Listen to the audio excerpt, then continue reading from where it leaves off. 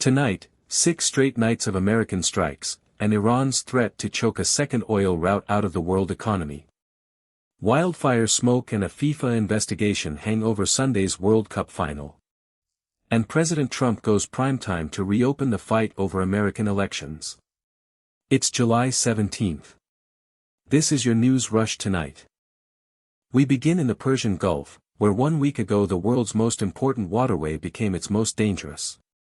Day 1, the United States reimposed its naval blockade on Iranian ports, and announced something unprecedented, a 20% toll on commercial cargo passing through the Strait of Hormuz. American protection, at an American price. Within days, tanker traffic through the strait collapsed by 60%, and oil prices surged 9%. Tehran's answer came on day 3, an ultimatum, threatening to block every oil-exporting route in the region, not just Hormuz. That is roughly a third of the world's seaborne oil, held hostage by a single decision. Iranian missiles had already struck 2 tankers in Omani waters, killing 1 crew member and wounding 8. And this standoff did not come from nowhere. Footage from April shows the USS Spruance disabling an Iranian-flagged cargo ship in the Arabian Sea, months before the blockade. The pressure had been building all year. July simply lit the fuse. By day 5, the campaign was expanding.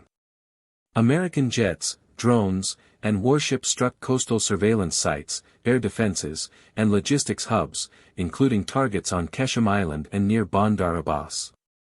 The strait itself had become the battlefield. Last night made it 6 in a row. And Iran's answer came within hours, waves of missiles and drones launched at American bases in neighboring states. 6 nights, 2 militaries, and neither side blinking. So where does it go from here? Analysts tonight see 3 paths. Negotiation, though there is no sign of it yet. Escalation, if American strikes reach Iran's power grid. Or the long siege, months of blockade, slowly squeezing the world's energy supply. Watch that second path closely, because Iran has already told us what it triggers. This is the threat that has energy markets holding their breath. Iran has asked Yemen's Houthi movement to prepare to close the Bab al-Mandab Strait, the southern gateway to the Red Sea, the moment American strikes hit Iranian power infrastructure. The Houthis have already moved missiles and drones toward the coast, with the timing controlled by Revolutionary Guard representatives. Understand what 2 closed choke points would mean. The Red Sea carries roughly 7% of global energy supplies, and Saudi Arabia just shifted 70% of its exports through the Red Sea port of Yanbu to escape the Gulf. If both routes close, there is no third option. Satellite imagery already shows this conflict scars, refinery fires around Tehran, visible from orbit. The industry's response? Build around the war. Iraq's oil production has been cut by more than half with Hormuz shut, and Chevron is expected to sign agreements covering 2 giant Iraqi fields, West Qurna, 2 and Nasiriyah, plus a pipeline running crude to the Mediterranean, bypassing the strait entirely. President Trump promises more massive oil partnerships within days. The map of global energy is being redrawn in real time. Now to the World Cup, where Sunday's final has 2 problems before a ball is even kicked. The first hangs in the sky. An air quality alert covers the New York area, with Canadian wildfire smoke drifting toward MetLife Stadium's open-air bowl, where more than 80,000 fans will watch Argentina face Spain for the title. Organizers say conditions are being monitored hour by hour, with contingency plans ready. For the fans, the calculation is simpler, the biggest match in 4 years, under a sky that may not cooperate. And Argentina arrives carrying baggage. FIFA is weighing disciplinary action over the banner players unfurled after beating England, reading, "The Falklands are Argentine." FIFA's code bans political messaging in stadiums, and past cases brought fines and suspensions. President Milei says he expects a fine and nothing more. England fans expect more than that. Either way, Argentina and Spain, Sunday, for everything.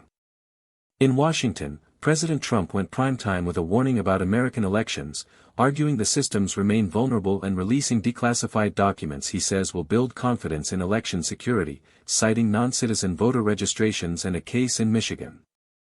The documents themselves describe long-known vulnerabilities, but show no evidence that any vote count was actually changed. China denied the claims aimed at it. Democratic governors accused the president of undermining faith in the vote itself. And all of it lands less than 4 months before the midterm elections, with the president simultaneously pressing Congress for tighter federal voting rules. 3 more stories worth your minute tonight. In Ukraine, President Zelensky removed Defense Minister Mikhailo Fedorov, the architect of the country's drone program, after disputes with the army chief. Protests followed in Kyiv, Lviv, and Odessa. Manila is demanding Beijing's China Daily take down a racist, AI-generated video mocking Filipinos, published days before China's foreign minister visits the Philippines. The defense secretary calls it contemptible propaganda.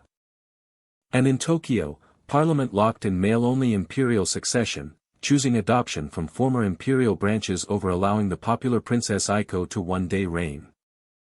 That's your news rush tonight. The Iran story is moving by the hour, and day 7 is coming. Subscribe so you don't miss what happens next, a new rush every day at noon Eastern, and the deep dive right here. Good night.